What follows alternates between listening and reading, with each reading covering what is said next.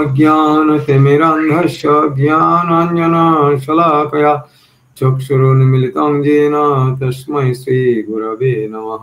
श्रीचैतन्यमनोभीष्टं स्थापितं येन भूतले स्वयं रूप कदा मह्यं ददाति स्वपदान्तिकं।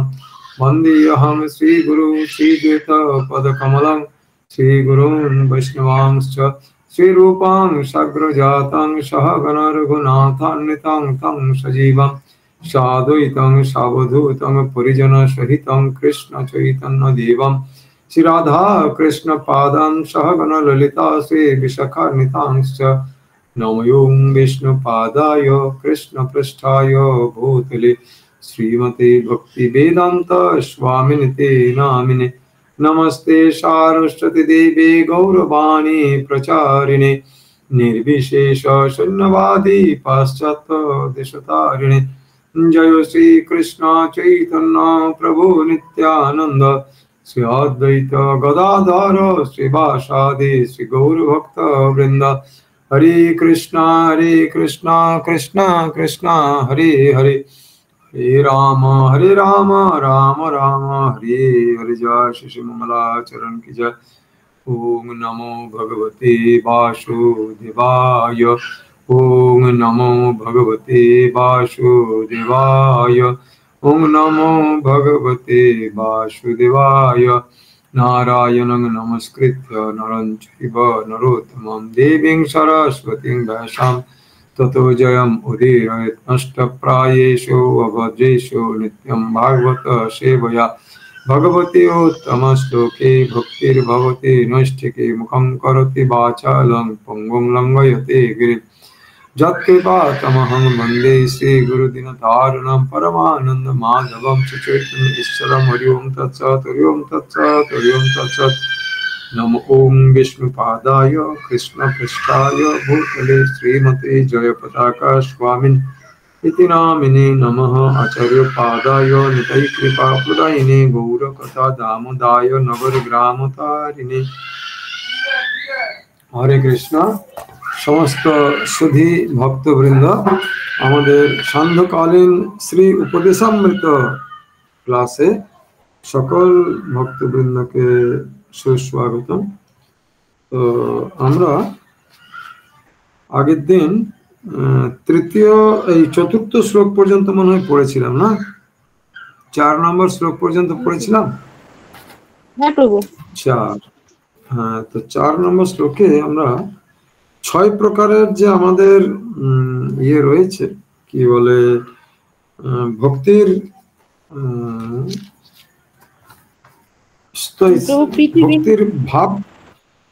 ভক্তির ভাব বিনিময়ের যে প্রীতি বিনিময়ের বা ভাব বিনিময়ের যে পন্থা রয়েছে শ্রীল রূপ গোস্বামী পদ বর্ণিত, আমরা সেটিকে আলোচনা করেছিলাম।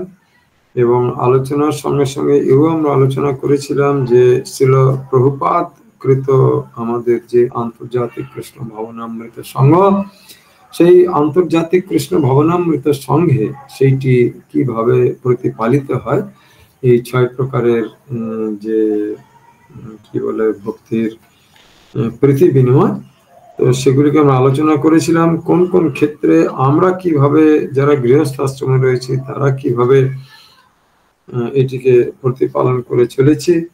হ্যাঁ, পঞ্চ মহাযজ্ঞ, পঞ্চ সোনা পাপ গৃহস্থরা দিনে নিজেদের অনিচ্ছাকৃত ভাবে করে থাকে। তো সেই পঞ্চসোনা পাপ থেকে মুক্তি পাওয়ার জন্য যে আমাদের বেদে বর্ণিত পঞ্চসোনা মহাযজ্ঞের কথা রয়েছে, আমরা সেই সমস্ত আলোচনা করেছিলাম। তো এবারে আমরা 5ম নম্বর শ্লোকে যাব। তাহলে শুরুতে আমরা যে পড়েছিলাম, আমরা যে 1 থেকে 3 পর্যন্ত ছিল শ্রদ্ধা, আর 4 থেকে 6, 4, 5, 6 সাধুসঙ্গ। শ্রদ্ধার পরের যে স্তরটা রয়েছে সাধুসঙ্গ, সেই সাধুসঙ্গ 4, 5 এবং 6 নম্বর শ্লোকে আলোচিত হয়েছে। 4, 5 এবং 6।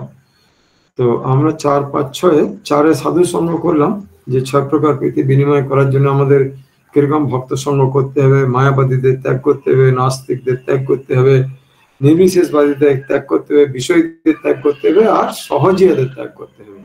এতগুলো ত্যাগ করার কথা আমাদের ছিল। আর কাদের সঙ্গ করতে হবে? যে সমস্ত ভগবত ভক্তরা শ্রীকৃষ্ণ অনুরাগী, সেই সমস্ত ভক্তদের সঙ্গ করতে হবে। এবারে আমরা আজকে আসবো 5 নম্বর শ্লোকে। তো আমরা 6 পর্যন্ত ভক্ত সঙ্গের স্তরে রয়েছি। আমরা এখন এই বিষয়টার উপরে আলোচনা করছি। শ্লোক বিভাজনে আমরা প্রথম দিন আলোচনা করেছিলাম যে 1 থেকে 3 শ্রদ্ধা, 4 থেকে 6 সাধু সঙ্গ, 7 ছিল ভজন ক্রিয়া, অনর্থ নিবৃত্তি, নিষ্ঠা, রুচি, 8 আসক্তি, 9, 10, 11 ভাব এবং প্রেম। তো আপনারা সকলেই আশা করি এটা লিখে রেখেছেন।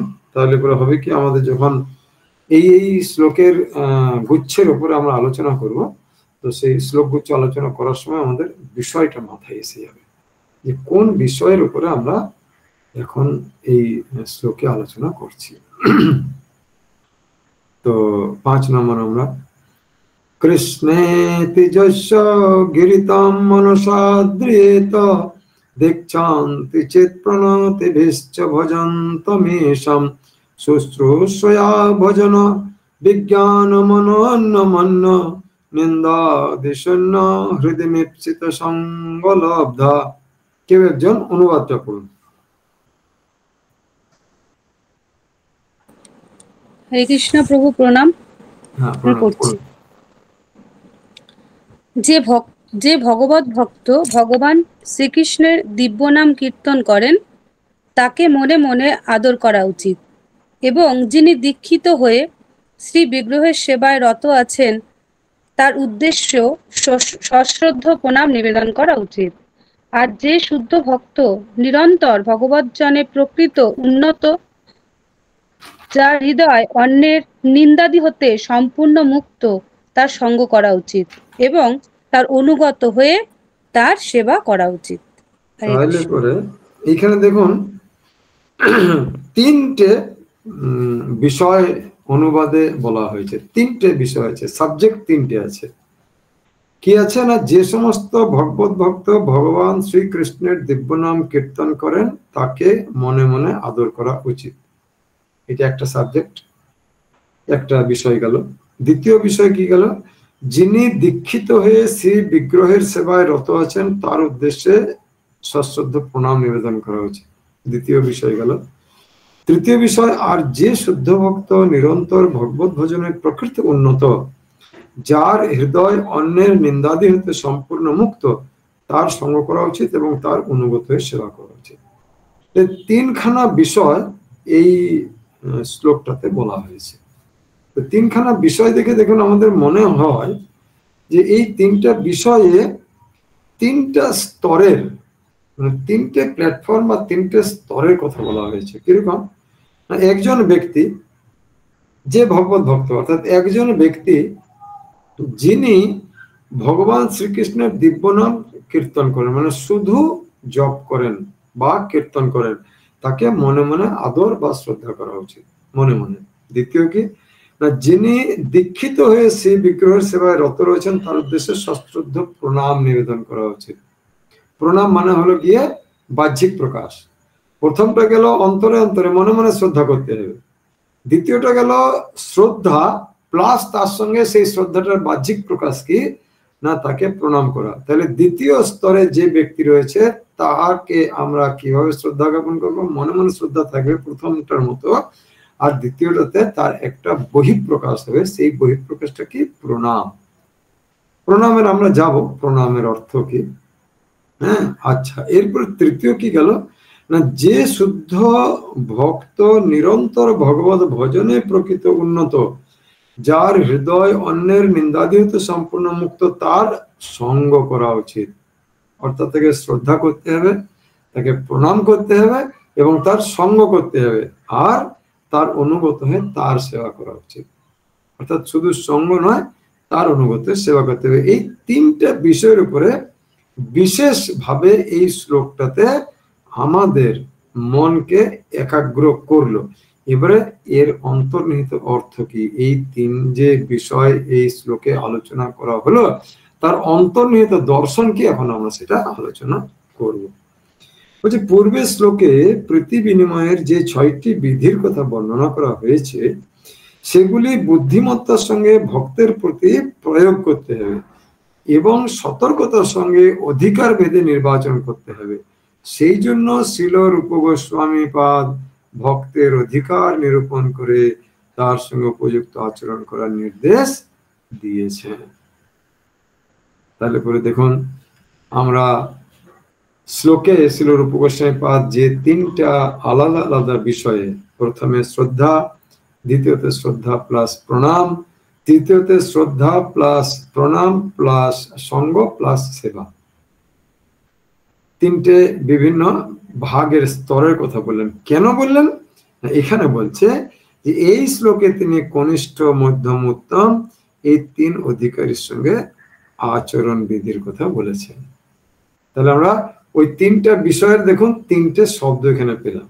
কি শব্দ পেলাম ওই 3টে বিষয়ের সঙ্গে? প্রথম বিষয়টা ছিল যে মনে মনে শ্রদ্ধা করতে হবে, তার সঙ্গে কোনটা রিলেটেড? কনিষ্ঠ। দ্বিতীয়টা কি ছিল না দীক্ষা, যিনি দীক্ষিত হয়ে শ্রী বিগ্রহ সেবা রত রয়েছেন তিনি কে না তিনি হচ্ছেন মধ্যম। আর উত্তম কে না উত্তম হচ্ছে যে শুদ্ধ ভক্ত নিরন্তর ভগবানের সেবায় বাবা এই ভগবানের ভজনে রয়েছেন, যিনি নিন্দাদি শূন্য, তার সঙ্গ করতে হবে এবং তার সেবা করতে হবে, তিনি কে না তিনি হচ্ছেন উত্তম অধিকারীর ভক্ত। তাহলে এই শ্লোকটা থেকে আমরা প্রথম যে জ্ঞানটা শ্রীল রূপ গোস্বামী পাদ আমাদেরকে দিলেন যে আমাদেরকে স্তর ভেদে, অর্থাৎ কে কোন স্তরের বা কে কোন অধিকারীর ভক্ত, সেই ভক্তের প্রতি আমার কিরকম আচরণ হওয়া উচিত। তাহলে যিনি শুধুমাত্র ভগবান শ্রীকৃষ্ণের নাম কীর্তন করবেন, নাম জপ করেন, তাকে বলা হয়েছে কনিষ্ঠ অধিকারীর ভক্ত বা কনিষ্ঠ স্তরের ভক্ত। তার জন্য আমাদের কি করতে হবে? তাকে মনে মনে শ্রদ্ধা জ্ঞাপন করতে হবে। তার সঙ্গে কিন্তু সঙ্গ করতে বলেনি, তার সঙ্গ কিন্তু করতে বলেনি। দ্বিতীয় জনকে কি বলছে না যিনি দীক্ষিত হয়ে ভগবানের আরাধনাতে অর্থাৎ পূজা আরাধনা ইত্যাদি যুক্ত রয়েছেন তাকে কি করতে বলেছেন? শ্রদ্ধা জানাবেন প্লাস প্রণাম করবেন, তারও কিন্তু সঙ্গ করতে বলেনি। তৃতীয়টাতে কি হয়েছে না যে শুদ্ধ ভগবত ভক্ত ভগবান শ্রীকৃষ্ণের নিরন্তর ভজনে রত রয়েছেন তার সঙ্গ করতে হবে। সঙ্গর আগের দুটো কিন্তু বলা আছে, শ্রদ্ধা এবং প্রণাম এই দুটো তো আছে, তার সঙ্গে তার সঙ্গ করতে হবে এবং নিরন্তর তার সেবাতে রত থাকতে হবে। তাহলে আমাদের সঙ্গ কার করতে বলছে? যিনি উত্তম অধিকারীর ভক্ত, অর্থাৎ যিনি নিন্দা দিচ্ছেন। উত্তম অধিকারী ভক্তের গুণাবলী সম্বন্ধে আপনারা কে কে জানেন বলুন তো? উত্তম অধিকারীর ভক্ত আমরা কাকে বলবো? প্রভু চেষ্টা করব বলুন। এখানেই আপনি পড়ালেন এখন। সে প্রথম কথা সে নিরন্তর ভগবত ভজনে নিরন্তর করবে না, সবসময় ভগবত ভজনে থাকবে। আর ভজনটা হবে উন্নত মানের, মানে এই মানে আচার ভিত্তিক তো থাকবে, শ্রদ্ধা ভক্তি সবকিছুই থাকবে, এখানে কোনো খুঁত থাকবে না। আর দ্বিতীয় নম্বর সে কারোর নিন্দা করবে না। আর আর অন্যকে সে তার আচরণটা এতই ভালো হবে যে অন্যরা তার প্রতি নিজে নিজেই হচ্ছে অনুগত হয়ে যাবে। আর সে মানে সে অন্যের আনুগত্য পাবে, মানে আনুগত্য পাবে না, সরি, মানে সে অন্যের উপরে থাকবে, অন্যেরা তার অনুগত হয়ে থাকবে। ঠিক, অনেকটাই ভালো বলেছেন। আমরা উত্তম ভক্ত কাকে আমরা বলবো, তো সেইটা ভগবান শ্রীকৃষ্ণ শ্রীমদ্ ভগবত গীতাতে 2য় অধ্যায়ের 54 নম্বর শ্লোকে বলেছেন। 2য় অধ্যায় 54 নম্বর শ্লোকে। কারোর হাতে যতজন আছেন 23 জন, এখানে 22 জন আমাকে বাদ দিয়ে, তো কারোর কাছে গীতা আছে? হ্যাঁ প্রভু আছে। হ্যাঁ, 2য় অধ্যায় 54 নম্বর শ্লোকটা বার করুন। স্থিত প্রজ্ঞশ্চ কা ভাষা, এই শব্দটা দিয়ে শুরু হয়েছে শ্লোকটা।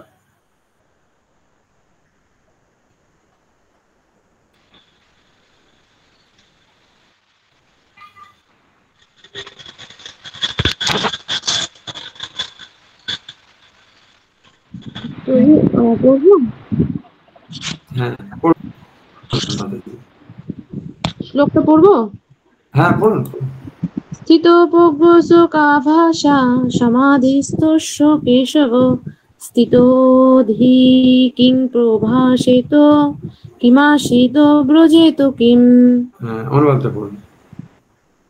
অর্জুন বললেন, হে কেশব, স্থিতপ্রজ্ঞ অর্থাৎ অচলা বুদ্ধি সম্পন্ন মানুষের লক্ষণ কি? তিনি কিভাবে কথা বলেন, কিভাবে অবস্থান করেন এবং কিভাবেই বা তিনি বিচরণ করেন? হ্যাঁ, তাহলে অর্জুন এখানে চারখানা প্রশ্ন রেখেছিলেন যে যিনি উত্তম ভক্ত হবেন বা প্রকৃত সাধু ভগবানের শুদ্ধ ভক্ত, তো তাকে আমরা দেখে চিনব কি করে?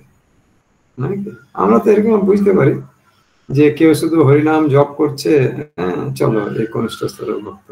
কেউ ব্রাহ্মণ দীক্ষিত হয়ে ভগবানের আরাধনায় রয়েছে, তিনি মধ্যম ভক্ত। উত্তম ভক্ত কি করে বুঝবো? তো আমরা কি করে বুঝবো সেই প্রশ্নটা অর্জুন আমাদের হয়ে ভগবান শ্রীকৃষ্ণকে ওখানে করে রেখেছেন। তার লক্ষণই বা কি, তিনি কেমন ভাবে কথা বলেন, তিনি কেমন ভাবে বসেন, আর তিনি কেমন ভাবে চলেন, এই চারটে প্রশ্ন করেছে। এই চারটে প্রশ্ন আমাদের সকলের প্রশ্ন। আমরা যে উত্তম সাধু ব্যক্তি তাকে চিনবো কি করে, বুঝবো কি করে? তো ভগবান শ্রীকৃষ্ণ 55 নম্বর শ্লোক থেকে 72 নম্বর শ্লোক পর্যন্ত উত্তর দিয়েছেন। তো আমরা ওই এখন যেহেতু গীতার আলোচনা করছি না, তাই আমি গীতার আলোচনায় যাব না।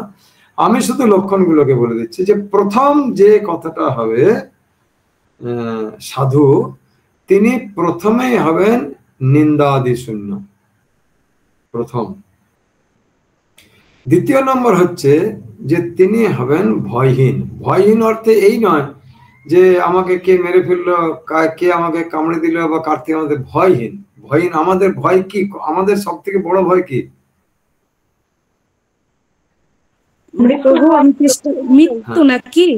সব থেকে বড় ভয় হচ্ছে মৃত্যু। আর আরেকটা দ্বিতীয় যে বড় ভয় আছে, সেই বড় ভয়টার কথা আমরা কেউ খেয়ালই করি না।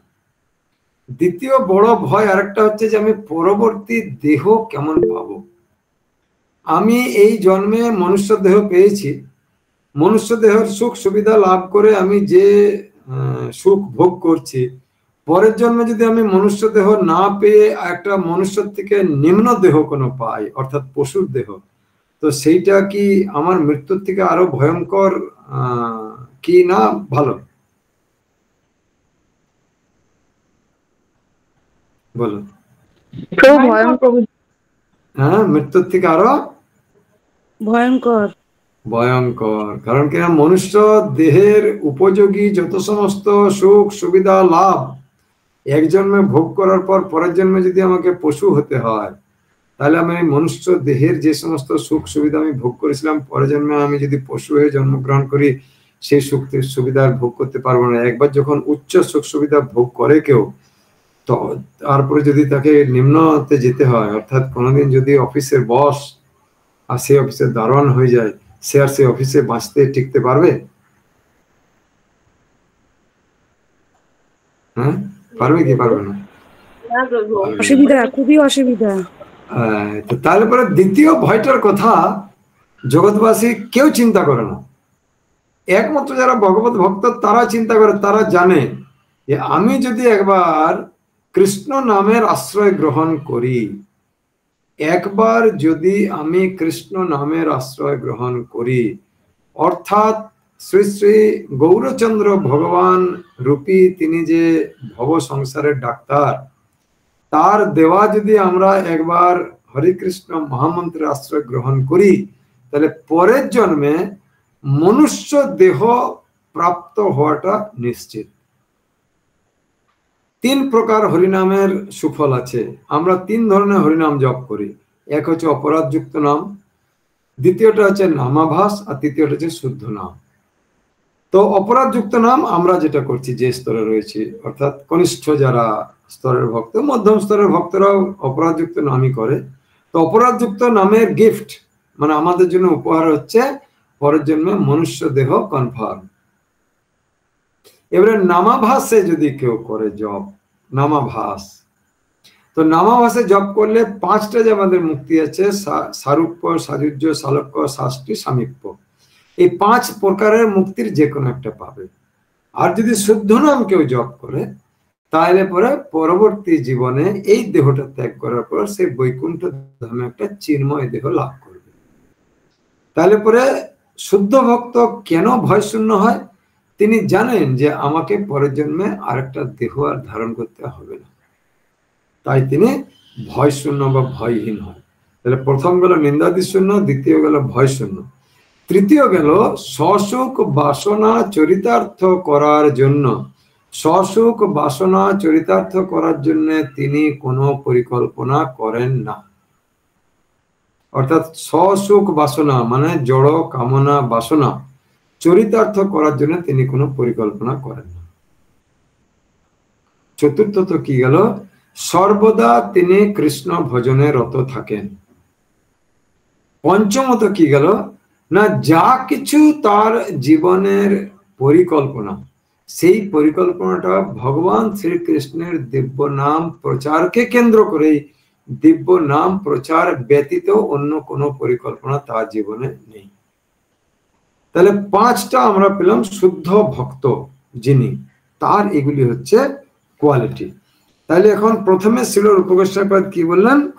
কনিষ্ঠ ভক্তদেরকে মনে মনে শ্রদ্ধা করতে হবে। মধ্যম ভক্ত মানে দীক্ষা, সেই দীক্ষা বলতে ব্রাহ্মণ দীক্ষা, কিন্তু যেহেতু ভগবানের আরাধনার কথা বলা হয়েছে তো তিনি তাকে শ্রদ্ধা করবেন এবং দণ্ডবোধ প্রণাম জানাবেন। আর উত্তম ভক্ত, তার সঙ্গে 6 প্রকারের প্রীতি বিনিময় হবে, 6 প্রকারের প্রীতি বিনিময় তার সঙ্গে করতে বলছে। উত্তম ভক্ত নিন্দাদি শূন্য, মধ্যম ভক্ত ব্রাহ্মণ দীক্ষিত, আর কনিষ্ঠ ভক্ত হলো হরিনাম দীক্ষিত। এই 3টে স্তরের কথা আপনারা খুব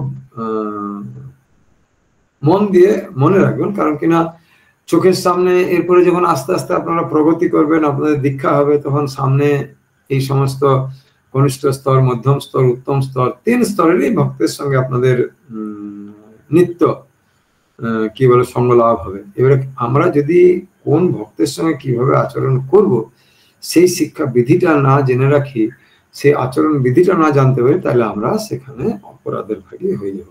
তো এইটা গেল শ্রী রূপ গোস্বামী পাদ অনুসারে।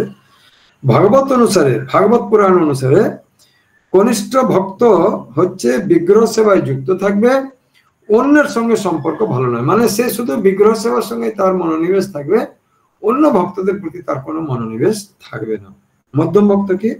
ভগবানের প্রেম, ভক্তে মৈত্রী, অজ্ঞকে কৃপা, আর বিদ্বেষী যারা তাদের উপেক্ষা। ভাগবত পুরাণ অনুসারে মধ্যম ভক্তের কোয়ালিটি, তিনি ভগবানের প্রেম, ভক্তে মৈত্রী, অজ্ঞকে কৃপা, আর বিদ্বেষী জন যে বিদ্বেষী জনকে তিনি উপেক্ষা করবেন। আর উত্তম ভক্ত কি? উত্তম ভক্ত যে সর্বদা, উত্তম ভক্ত যে সর্বদা কৃষ্ণ ভাবনাময়, কৃষ্ণ নাম প্রচারে ব্যস্ত, কৃষ্ণ নাম প্রচার, নাম প্রচারে নূতন গ্রন্থ রচনা করা। তো আমরা যে এতক্ষণ শুদ্ধ ভগবত ভক্তের যে 5টা গুণের কথা আলোচনা করলাম, সেই 5টা গুণের কথা ভাগবত পুরাণে বর্ণনা করা আছে। এবারে চৈতন্য চরিতামৃতে কি বলছে? তাহলে প্রথমে আমরা রূপ গোস্বামী পাদের পড়লাম, উত্তম ভক্ত, মধ্যম ভক্ত, কনিষ্ঠ ভক্ত কাকে বলে। ভাগবত পুরাণে উত্তম ভক্ত, মধ্যম ভক্ত, কনিষ্ঠ ভক্ত কাকে বলে সেটা পড়লাম। এবারে চৈতন্য চরিতামৃতে উত্তম ভক্ত, মধ্যম ভক্ত এবং কনিষ্ঠ ভক্তের মধ্যে তাদের স্তরকে কিভাবে নিরূপণ করা হয়েছে। না, উত্তম ভক্ত হচ্ছে শাস্ত্র যুক্তিতে নিপুণ, দৃঢ় শ্রদ্ধাবান এবং যার দর্শনে মুখে কৃষ্ণ নাম আসে। এইটা আমরা প্রত্যক্ষ প্রমাণ পাই। আপনারা সকলেই জানেন, গুরু মহারাজ বা ভগবানের কোন শুদ্ধ ভক্ত যখন আমরা প্রথম দর্শন করি, মুখ দিয়ে আমাদের প্রথম কি আওয়াজ বেরোয় বলুন? হরে কৃষ্ণ প্রভু। হরে কৃষ্ণ, হরি বল। আমরা জোরে চিৎকার করি না যখন গুরু মহারাজকে দেখতে পাই, বা অন্য কোনো গুরুবর্গকে দেখতে পাই, বা ভগবানের কোন শুদ্ধ ভক্তকে দেখি, তখন আমরা কি বলি? হরি বল। আমরা বলি কি বলি না? হ্যাঁ, তো এইটা হচ্ছে চৈতন্য চরিতামৃতে শ্রীল কৃষ্ণদাস কবিরাজ বলছেন যে যার দর্শন মাত্রই মুখে কৃষ্ণ নাম আসে তিনি হচ্ছেন উত্তম ভক্ত, শাস্ত্র যুক্তিতে নিপুণ এবং দৃঢ় শ্রদ্ধাবান। মধ্যম ভক্ত কি? শাস্ত্র যুক্তি নাহি জানে কিন্তু দৃঢ় শ্রদ্ধাবান এবং নিরন্তর নাম করে। মধ্যম ভক্ত তিনি শাস্ত্র যুক্তিতে এত সুনিপুণ নন, তিনি শাস্ত্র যুক্তিতে এত সুনিপুণ নন, কিন্তু ভগবানের প্রতি দৃঢ় এবং শ্রদ্ধাবান আর নিরন্তর ভগবানের নাম জপ করেন। এইটা গেল মধ্যম ভক্তের লক্ষণ চৈতন্য চরিতামৃত অনুসারে।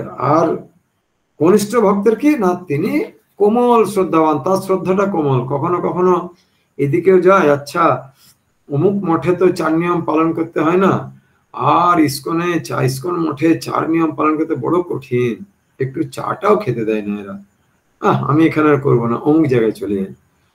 তো তখন সে এই 4 নিয়ম পালনের যে কঠোরতা রয়েছে সেইটার থেকে বাঁচার জন্য অন্য জায়গায় হরিনামের আশ্রয় নেয়, যেখানে এই বিধিবদ্ধ নিয়মগুলির পালনে এত কঠোরতা নেই। তাহলে এই প্রকার ভক্তরা হচ্ছে কনিষ্ঠ অধিকারীর ভক্ত, তারা কোমল শ্রদ্ধা, তাদের শ্রদ্ধা কি বলে দৃঢ় না। তাহলে পরে এবারে আমাদের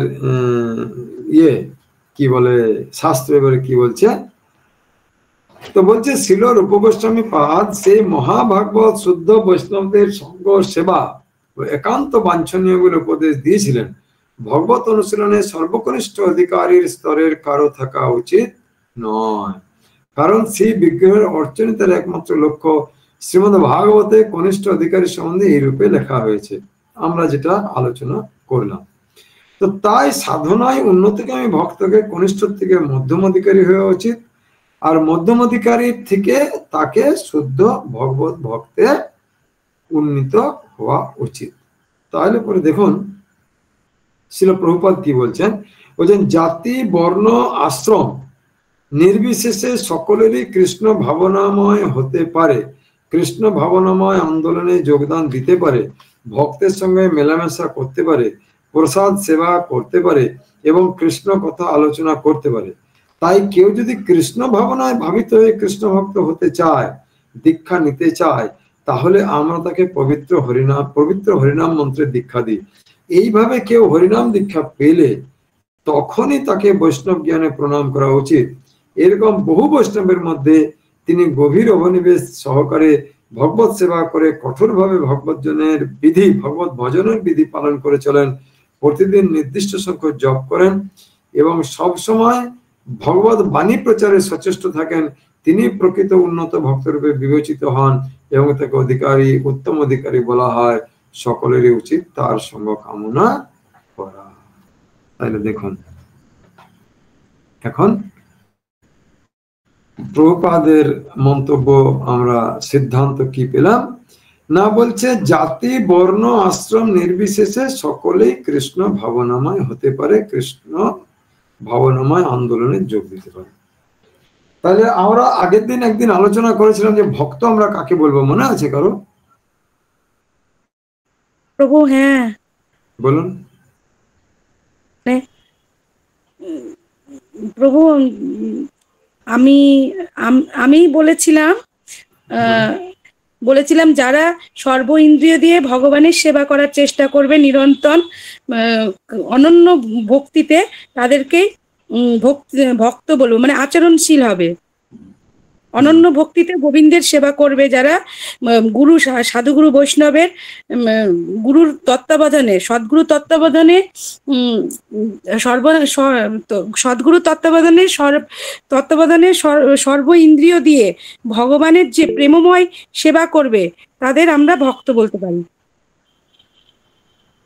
তো এখন ঠিক আছে, আপনি যেটা বলেছেন ভক্ত বলতে প্রভুপাদ সিদ্ধান্ত দেখুন এখানে কি বলছে, যে কোন জীব বলতে পুরুষ স্ত্রী যেই হোক, কোন জীব যে মুহূর্তে আমি ভগবান শ্রীকৃষ্ণের সেবা করব, এই মনোভাবটা যে মুহূর্তে জীবের মধ্যে আসবে, সেই মুহূর্ত থেকে তাকে আমরা ভক্ত বলবো। শাস্ত্র বলছে যে মুহূর্তে ভগবান শ্রীকৃষ্ণের সেবা করার জন্য মনোভাবটুকু শুধু যদি জাগ্রত হয়, বাসনাটুকু যদি শুধু জাগ্রত হয়, তখনই আমরা তাকে ভগবত ভক্ত বলে তাকে উপাধি আমরা প্রদান করব। প্রভুপাদ কি বলছেন? বলছেন তাই যদি কেউ কৃষ্ণ ভাবনাময় আন্দোলনে যোগ দেয়, ভক্তদের সঙ্গে মেলামেশা করে, মানে তখনও তার দীক্ষা হয়নি, তখনও সে বিগ্রহ আরাধনা শুরু করেনি, তাহলে পরে প্রভুপাদ তাকে ভক্ত বলে আখ্যা দিচ্ছেন কি?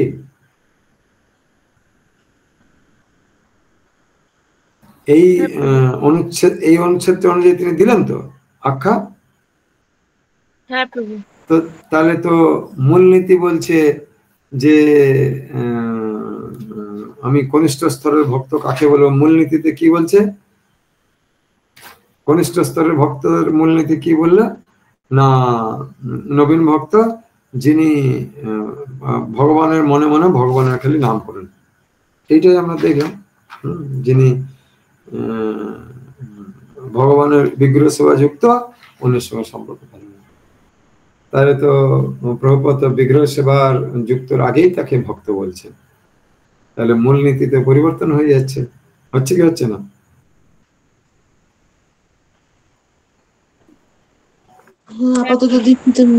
আপাত দৃষ্টিতে হচ্ছে। তাহলে প্রভুপাদ তো নিশ্চয়ই মূলনীতিকে ভঙ্গ করবেন না। আচার্যরা তো মূলনীতিকে কখনো উল্লঙ্ঘন করেন না। আপনি বলেছিলেন রূপ গোস্বামী প্রভুপাদ বলেছে যে কেউ যখন বাসনা করবে ভগবানের বাসনা করবে, না ওটা তো ভক্ত হয়ে গেল। না ওটা তো ভক্ত হলো। তো তাহলে পরে প্রভুপাদ আচার্য, তো আচার্য তো কখনো মূলনীতির পরিপন্থী কোনো কাজ করবে না। তাহলে প্রভুপাদ কেন বলছেন কি বলে শুধুমাত্র কৃষ্ণ ভবনামৃতে জাতি ধর্ম নির্বিশেষে যে কেউ চলে আসলে তাকে ভক্ত বলতে হবে? তাহলে মূল নীতিটা কি ছিল? যে হরিনাম সংকীর্তন আর জপ, এইটা হচ্ছে মূল নীতি। এইটা যে করবে প্রাথমিক অবস্থা তাকে আমরা ভক্ত বলবো।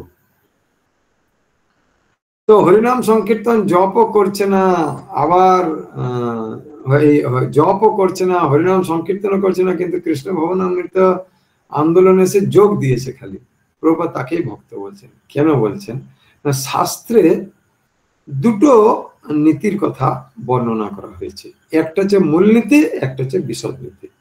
তো মূল নীতিটা কি না, কনিষ্ঠ স্তরের ভক্তকে যেমন রূপ গোস্বামী পাদ একরকম বললেন, মানে একটা বললেন, ভাগবত পুরাণ একটা বললো, আর চৈতন্য চরিতামৃত আরেকটা বললো, একই রকম প্রায় সদৃশ্য, কিন্তু তিন প্রকারে বর্ণনা করা হলো। এইটা হচ্ছে মূলনীতি।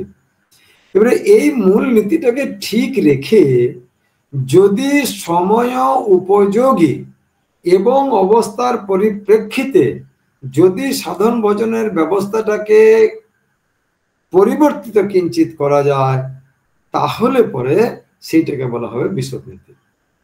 কিরকম দেখুন, আমরা বুঝতে পারবো।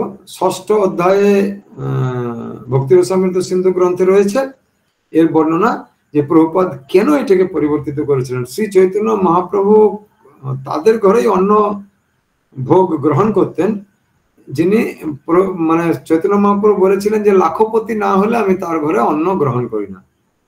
তো অনেকেই তখন তদানীন্তন সময় ভেবেছিল বাবা মহাপ্রভু দিকে বৈরাগী মানুষ, তিনি সন্ন্যাসী, তিনি আবার বলছেন লাখপতির ঘরে ছাড়া আমি অন্ন গ্রহণ করি না।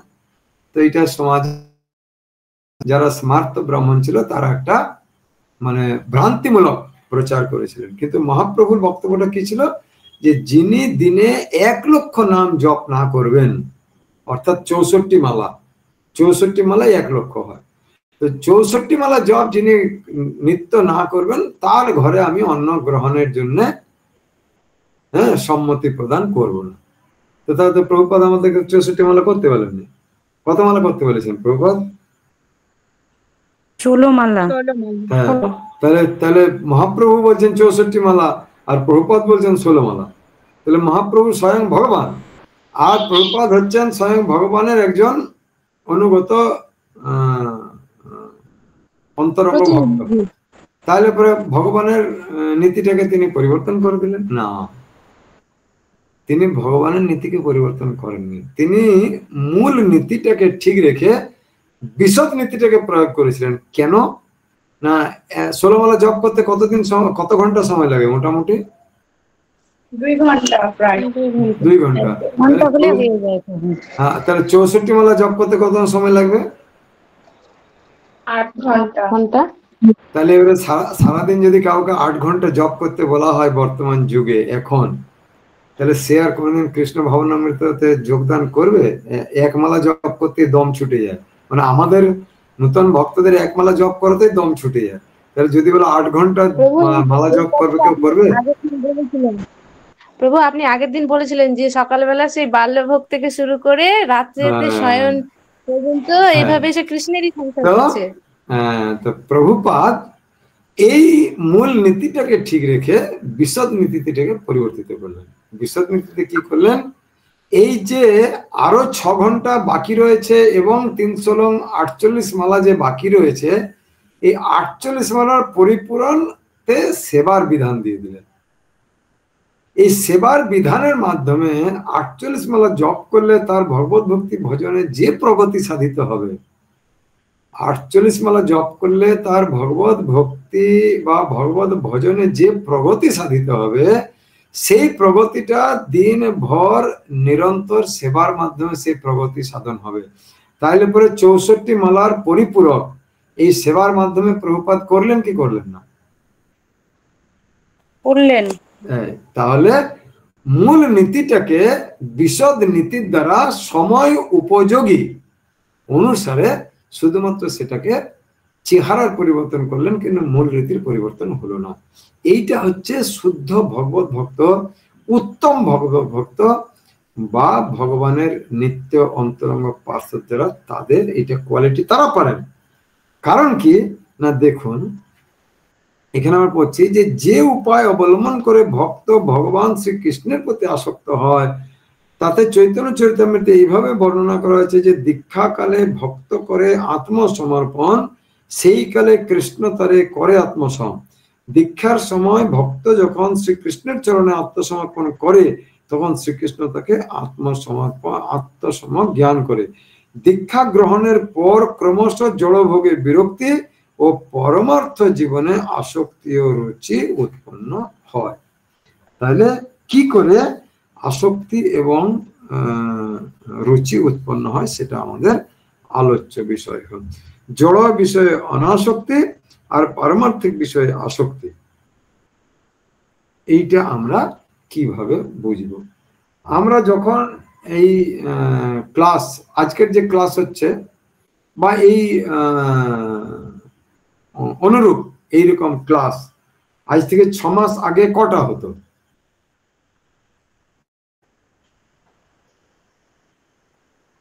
বলুন রিঙ্কি মাতাজি। দুটো হতো, প্রভু 2 দিন ক্লাস দিত, গীতা ক্লাস। দুটো হতো। এবং তখন কতজন সেই ক্লাসে অংশগ্রহণ করতেন? তো বেশি জন ছিল না। কতজন? তাও মোটামুটি 5, 10, 15। না প্রভু এইরকমই হতো, 25-30 জন হতো। আচ্ছা, তো তখন এরকম মনে হতো যে ইস, মঙ্গলবারটা কেন রোজ আসে না, মঙ্গলবারটা কেন আজকে শেষ হয়ে গেল, তখন কি মনে হতো? এখন বেশি মনে হয়। হতো না তখন মনে। আর এখন কি মনে হয় যে মঙ্গলবারটা প্রভু যে 2 দিন দেন, আমি একদিন দিই, মাতাজি একদিন দেন, আরো অনেকেই দেয়, তখন মনে হয় কি হয় না যে প্রত্যেক দিন যদি এরকম একটা 1 ঘন্টা বা 1.5 ঘন্টার ভাগবত কথা শ্রবণের ক্লাস হতো, তাহলে খুব সুন্দর হতো। মনে হয় কি হয়? একদম একদম মনে হয়। তাহলে এই 1 ঘন্টা আপনাকে বার করতে হয় ঘরে যে সময় আপনার জন্য বরাদ্দ করা আছে তার থেকেই তো।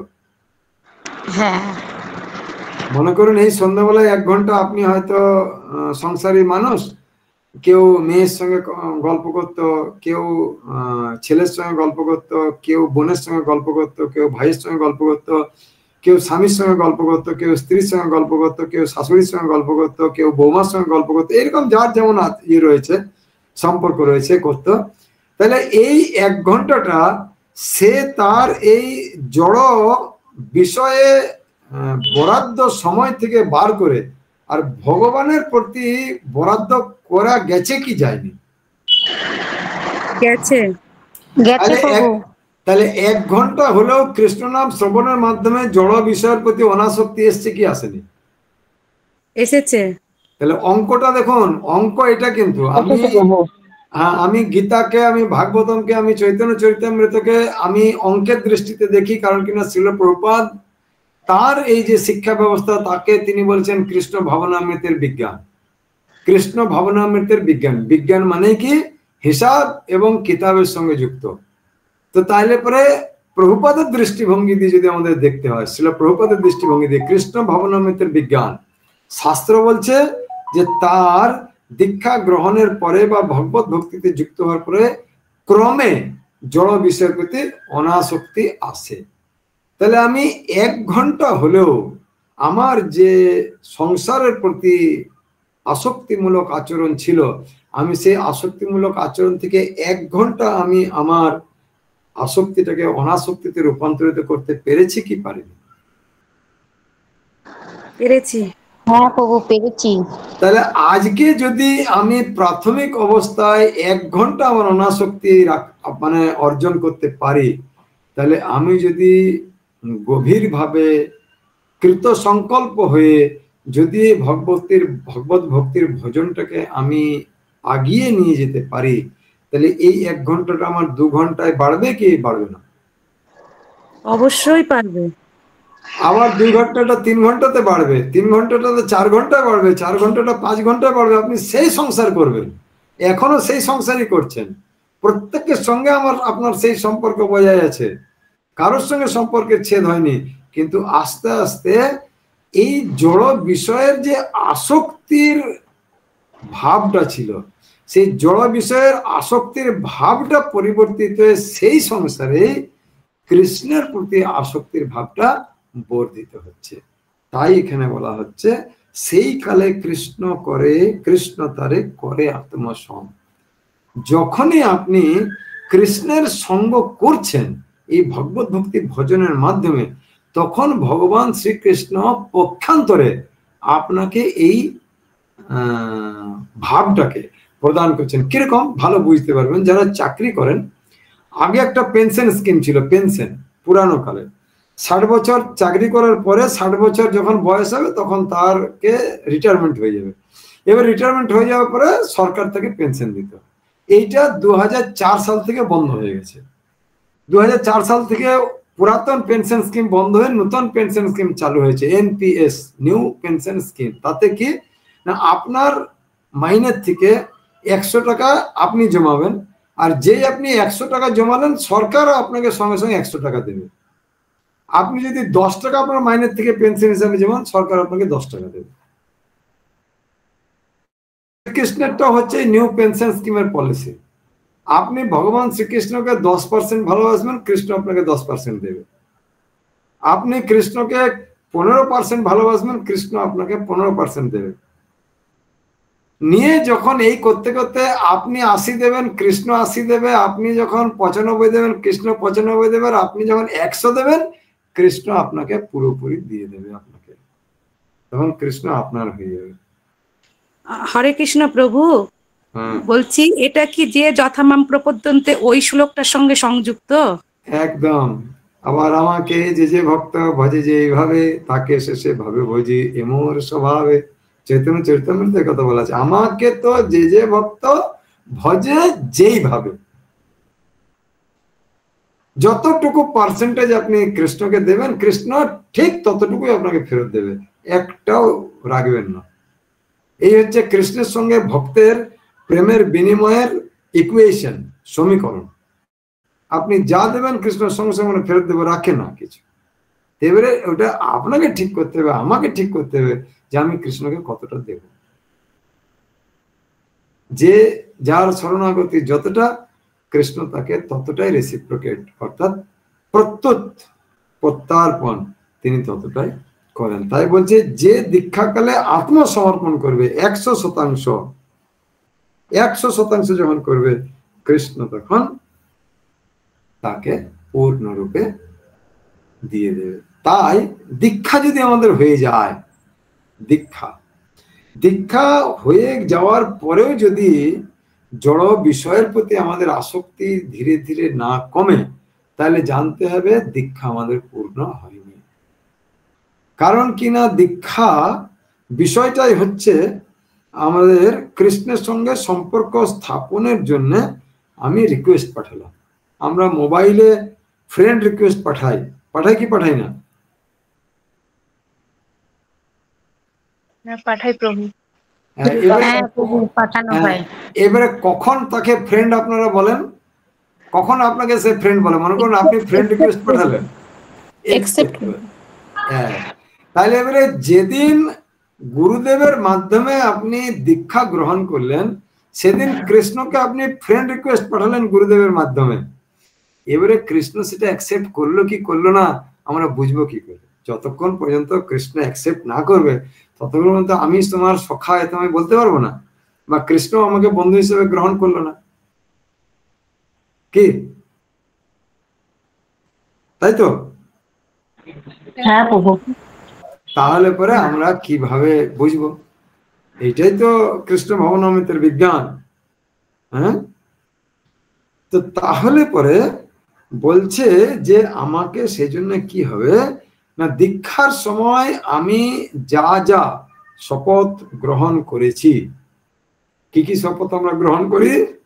যে আমি 4 নিয়ম পালন করব, আমি কৃষ্ণ প্রসাদ গ্রহণ করব, আমি ভাগবত কথা শ্রবণ করব, আর আমার গুরুদেব বা শ্রীল প্রভুপাদ কৃষ্ণ ভাবনামৃতের বিজ্ঞান প্রচারে সারা বিশ্বব্যাপী যে হরে কৃষ্ণ মহামন্ত্র আন্দোলনকে গড়ে তুলেছেন সেই আন্দোলনে আমি যথাযথভাবে তাদেরকে সহায়তা করব। এই 5টা শপথ আমরা দীক্ষার সময় নিয়ে থাকি।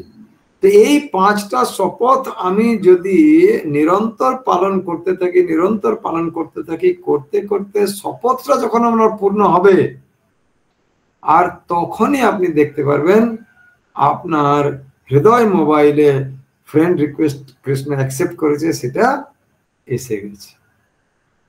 কি করে? 10ম অধ্যায়ের 11 নম্বর শ্লোকটা রিঙ্কি মাতাজি একটু বার করে পড়ুন।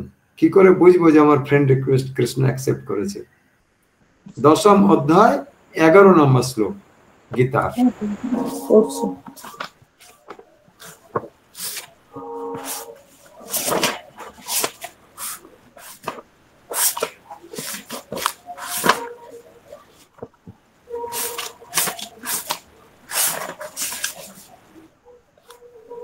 পড়বো? হ্যাঁ, পড়তে বললাম। তেষাম এব অনুকম পার্থম অহম অজ্ঞান অজম তম নাশয়া আমি আত্মা ভাবস্ত জ্ঞান দীপেন ভাস্বতা। হ্যাঁ, পড়ুন, অনুবাদ পড়ুন। তাদের প্রতি অনুগ্রহ করার জন্য আমি তাদের হৃদয়ে অবস্থিত হয়ে উজ্জ্বল জ্ঞান রূপ প্রদীপের দ্বারা অজ্ঞানজনিত অন্ধকার নাশ করি। হ্যাঁ, তো তাহলে পরে আমাদের ভগবান শ্রীকৃষ্ণ বললেন যে তার অজ্ঞান রূপ যে অন্ধকার রয়েছে আমি জ্ঞানজনিত প্রদীপের আলোকে পরিষ্কার করি। তাহলে আমাদের হৃদয়ের ভিতরে ভগবান আছেন, এটা আপনারা কে কে মানেন? আমি মানি। 18 নম্বর অধ্যায়ের 61 নম্বর শ্লোকে বলা আছে গীতা যে ঈশ্বর সর্বভূতানাম হৃদয়ে তিষ্ঠতি অর্জুন, যে হে অর্জুন প্রত্যেকটি জীবের হৃদয়ে আমি পরমাত্মা রূপে অবস্থান করে ভগবান শ্রীকৃষ্ণ বলেছেন। তাহলে আমাদের হৃদয় থেকে আমাদের চোখের দূরত্ব কত? চোখ থেকে হার্টের দূরত্ব কত?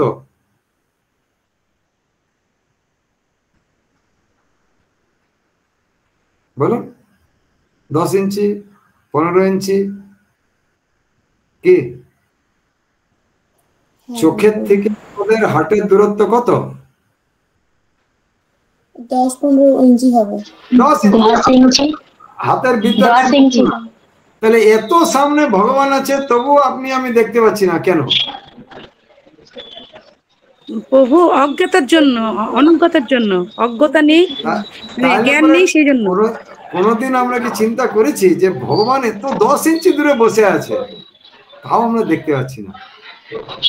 তাহলে ভগবান এখানে কি বললেন যে অজ্ঞান অজম তম, অর্থাৎ ভগবানের এই জীবকুলের অজ্ঞতা রূপ অজ্ঞানতার কারণে আমাকে দেখতে পায় না। কারণ কিনা আমাদের ইন্দ্রিয়গুলো সব বহির্মুখী, আমরা বাইরের জিনিস দেখতে পাই বহির্মুখিতার কারণে। অন্তর্মুখী যেদিন হবে সেই দিন নাশয় আমি আত্মভাবস্থ জ্ঞান দীপেন ভাষ্যতে। তাহলে কিভাবে নাশয় আমি আত্মভাবস্থ হবে? তো এই 16 মালা জপ, 4 নিয়ম পালন, ভাগবত শ্রবণ আর গুরুদেবকে বা গুরুপাঠকে, গুরুদেব এবং গুরুপাঠকে কৃষ্ণ ভাবনামৃত বিজ্ঞানের যে আন্দোলন রয়েছে সেই আন্দোলনের সহায়তা আমি নিরন্তর যখন করতে থাকবো, তখন আস্তে আস্তে আমার এই অজ্ঞানতার যে মোড়কটা রয়েছে একটা একটা করে খুলতে থাকবে। একটা একটা করে খুলতে খুলতে খুলতে খুলতে খুলতে খুলতে একদিন যখন দেখা যাবে যে আমার এই জড় বিষয়ের প্রতি আত্মভাবস্থ অহম, আত্মভাবস্থ মানে হচ্ছে কি যে আমির বোধ যতক্ষণ পর্যন্ত আমাদের মধ্যে থাকবে ততক্ষণ পর্যন্ত ভগবানকে আমরা আমাদের মধ্যে দেখতে পারবো না। তো নাশয় আমি আত্মভাবস্থ মানে এই আমিত্বের অভিমান আমি তা দূর করি, অর্থাৎ এই অজ্ঞানতাটাকে আমি দূর করি। এই অজ্ঞানতা দূর করি জ্ঞান রূপ আলোকের দ্বারা, অর্থাৎ এই ভগবত ভক্তির ভজনের দ্বারা। তখন জ্ঞান দীপেন ভাষ্যতে, তখন আমাদের এই অন্ধকারময় যে দৃষ্টিটা ছিল সেটা পরিষ্কার হয়ে যায়। তখন হৃদদেশে তৃষ্ঠতে অর্জুন যে ভগবান আমরা দেখতে পাই। তাহলে দীক্ষাটা কি আমরা আজকে বুঝতে পারলাম? দীক্ষার প্রকৃত অর্থ কি? আমরা মনে করি কি যেদিন দীক্ষা হয়ে গেল মানে আমার সব ডিউটি শেষ, এই 16 মালা জপ করো, আর কি জপ দরকার আছে, আমার তো দীক্ষা হয়ে গেছে। এই তুমি 4 নিয়ম পালন করো, এই আর 4 নিয়ম পালন করো কি আছে, আমার তো দীক্ষা হয়ে গেছে। এই তুমি ভাগবত কথা শোনো, দীক্ষা হয়ে গেছে, তো দীক্ষা পাওয়ার দরকার ছিল, দীক্ষা পেয়ে গেছি, আর 16 মালা জপ দরকার নেই। তাহলে এবারে এইটার সঙ্গে দীক্ষার মূল পার্থক্য বোঝা গেল?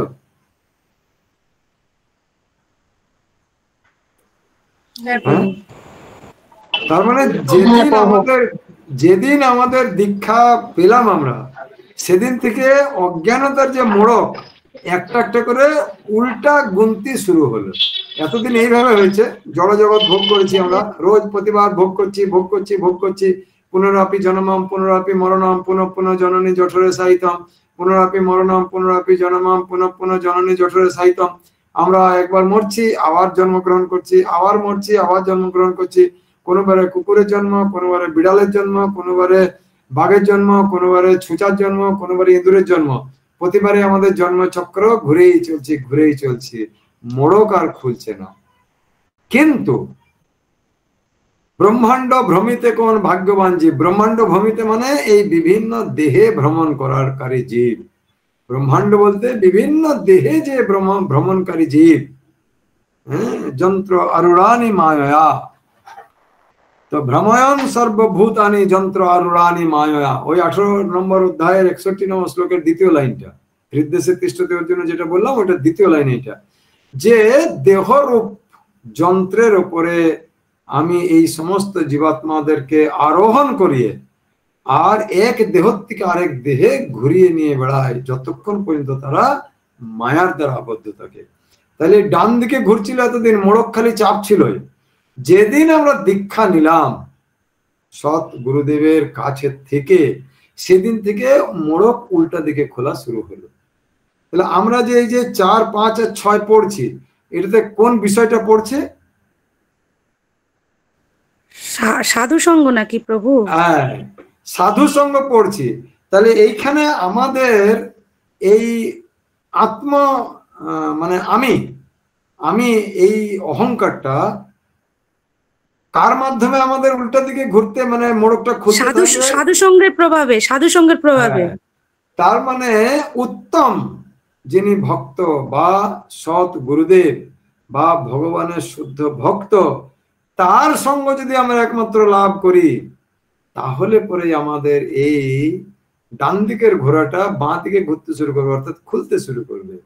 খুলতে খুলতে খুলতে খুলতে একদিন আমরা এই দীক্ষাকালে যে প্রতিজ্ঞা সেই ভগবানের শুদ্ধ ভক্তের কাছে করেছি, সেই শুদ্ধ ভক্তের কৃপার প্রভাবে ভগবান আমাদের হৃদয়ে প্রকাশিত হবেন। যার জন্য পরে শ্রী উপদেশামৃত গ্রন্থ অধ্যয়ন করার পূর্বে প্রত্যেক দিন কেন আমরা ওই ভজনটা করার সংকল্প করা আছে, প্রভুপাদ কেন বলেছেন? কারণ কি না, আমরা পড়েছি সেখানে 6 দোষ শোধি 6 গুণ দেহ দানে।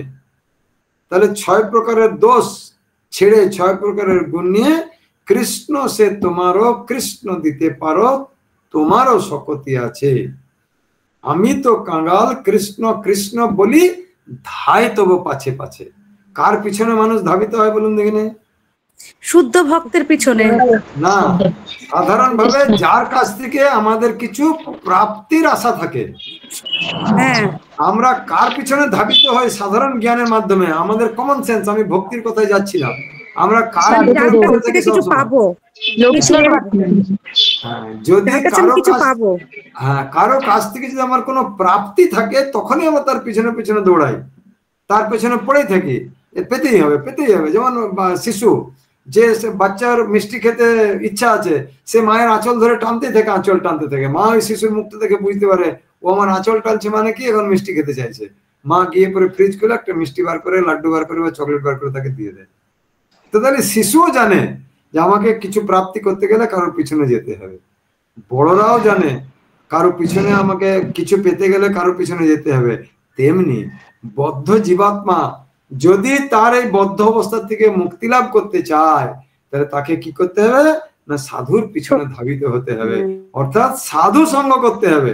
যতক্ষণ পর্যন্ত আমরা সাধু সঙ্গ করতে আকৃষ্ট না হব, ততক্ষণ পর্যন্ত কৃষ্ণ সে তোমারও, আমি কৃষ্ণকে পাবো না। অপরের ধন, ধনবান ব্যক্তির কাছে গিয়ে আমি হাত জোড় করে দাঁড়ালে তবেই না, ভিক্ষা চাইলে তবে না ধনবান ব্যক্তি আমাকে 5 টাকা 10 টাকা দেবে। তাহলে আমি যদি সাধুর কাছে গিয়ে পরে হাত পেতে না দাঁড়াই, তাহলে পরে সে সাধু আমাকে ভিক্ষাতে দেবে দেবে না। আমরা মনে করি ঘরের দুয়ারে সাধু এসছে আমার কাছে ভিক্ষা করতে, উল্টা ধারণা। আমরা সাধুর কাছে ভিক্ষা করতে যাই, কি ভিক্ষা না, কৃষ্ণ রূপী প্রেম ধন সাধুর কাছে আছে।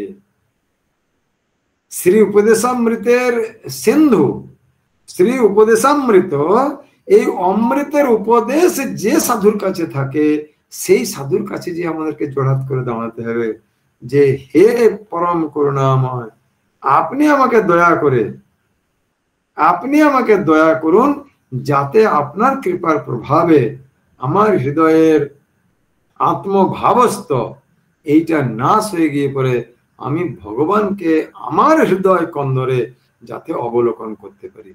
যেদিন আপনি অবলোকন করতে পারবেন সেদিন মানব জীবন সার্থক। তাহলে আজকে যেমন 1 ঘন্টা আপনি বিষয়ের প্রতি অনাসক্তি আনতে পেরেছেন, যদি নিরন্তর আমরা এরকম সাধু সঙ্গ করতে থাকি, তাহলে পরে এই 1 ঘন্টাটা একদিন 24 ঘন্টায় জড় জগতের জড় বিষয়ের প্রতি অনাসক্তি আসতে বাধ্য। এইটা পরীক্ষিত সত্য। এই জিনিসটা কিন্তু এমনি গল্প কথা নয়। ভগবত ভক্তরা তাদের গৃহের কেন্দ্রবিন্দুতে যখন কৃষ্ণকে স্থাপিত করে, তখন সে গৃহে সমস্ত কাজই করে। তার বাড়ির বাচ্চা স্কুলে যায়, তার হাজবেন্ড অফিসে যায়, সে বাবা মায়ের সেবা করে, শ্বশুর শাশুড়ির সেবা করে, দেওর ভাইপো ভাইজি মাস্তো পিস্তো যা আছে সকলের সেবা করে। কিন্তু সকলের সেবার মধ্যে কোনটা সে মেনটেন করে? এই 6 প্রকারের যে প্রীতি বিনিময়ের প্ল্যাটফর্ম, এই করে সে সংসারের মধ্যে থেকেও আর অনাসক্ত অবস্থায় থাকে। তো রূপ গোস্বামী পাদের আরেকটা ছোট্ট উদাহরণ এর বিষয়ে আছে। আপনারা এই উদাহরণটা আগে আমি বলেছি কিনা জানি, যদি বলে থাকি তাহলে পরে আপনারা বলবেন প্রভু আমরা শুনেছি। জাঁতা দেখেছেন? জাঁতা, আগেকার দিনের গ্রামে জাঁতাতে ওই কলাই ডাল এইসব পেশা হতো। তলায় তলায় একটা জাঁতা থাকতো, ওই জাঁতার মাঝে একটা খুঁটি থাকে ছোট্ট, আর তার উপরে একটা জাঁতা বসানো থাকে, মাঝে একটা ছোট ফুটো থাকে, আর একটা লাঠি দিয়ে ওই জাঁতাটাকে ঘোরানো হয়। আর জাঁতাটা একটা ফুটো থাকে, যে ফুটোটা দিয়ে হাতে করে আমরা ওই ধানই হোক বা কলাই হোক সেই সমস্ত ভেতর দিই আর জাঁতাটাকে ঘোরাই। তো জাঁতাটাকে যখন ঘোরানো হয় তখন জাঁতাটার থেকে খোসা ছাড়া কলাই, কোন জায়গার কলাইগুলো খোসা ছেড়ে বাইরে পড়ে বলুন তো?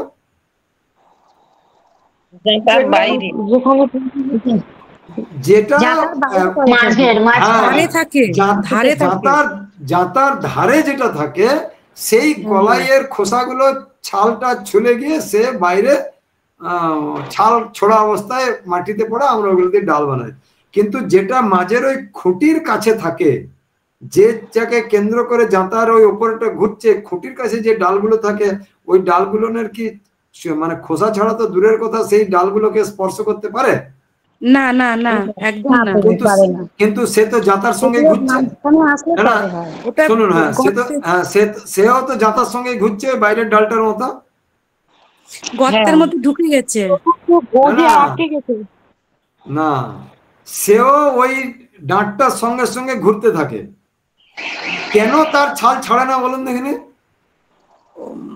চেষ্টা করবো প্রভু, বলবো। বলুন বলুন। ওটা হচ্ছে দণ্ডের মাঝখানে গর্তের মধ্যে ঢুকে যায় বা কাছাকাছি না, থাকে, লাফাতে না। পারে না। সে ওই অক্ষ দণ্ডটাকে আশ্রয় করে ঘোরে, অক্ষ দণ্ডটাকে আশ্রয় করে ঘোরে, মানে ডাঁটটা যে পোতা আছে ওইটাকে আশ্রয় করে ঘুরতে থাকে, তার জন্য পরে ও অক্ষত অবস্থায় থাকে। আর দণ্ড থেকে যে যত দূরে তার ছাল উঠে যাওয়ার পরিমাণ তত বেশি। যে একদম বাইরের দিকে সে ছাল ছুলে মাটিতে পড়লো, তার থেকে যে কম আছে তার ছাল অল্প অল্প উঠতে উঠতে সে বাইরের দিকে আসলো। অনুরূপ ভাবে আমরা এই সংসারের চাকাতে ঘুরছি, কিন্তু যদি কৃষ্ণরূপী খুঁটিটাকে আমরা আশ্রয় করে থাকি, তাহলে আমরা এই সংসারের জাঁতা কোলে ঘুরলেও আমাদেরকে কিন্তু দুঃখ কষ্ট বা ছাল ছাড়া অবস্থা আমাদের হবে না। বোঝা গেল? হ্যাঁ প্রভু, বুঝতে পেরেছি। হ্যাঁ প্রভু, হরে কৃষ্ণ প্রভু, বুঝতে পেরেছি। তো এইটা হচ্ছে বিষয়। অতএব আমরা এই ক্লাস করতে করতে মন্দিরে যেতে যেতে অনেক সময় ভাবতে পারি মনের মধ্যে, বাবা প্রভুর এত কথা বলে বা শাস্ত্রে এত কথা বলে তো সংসার ছাড়তে হবে, কিন্তু এই কলাইয়ের কি জাতার মধ্যে থেকেই তো তার ছাল ওঠেনি, তাই না? জাতার মধ্যে থেকেই তো ছাল ওঠেনি।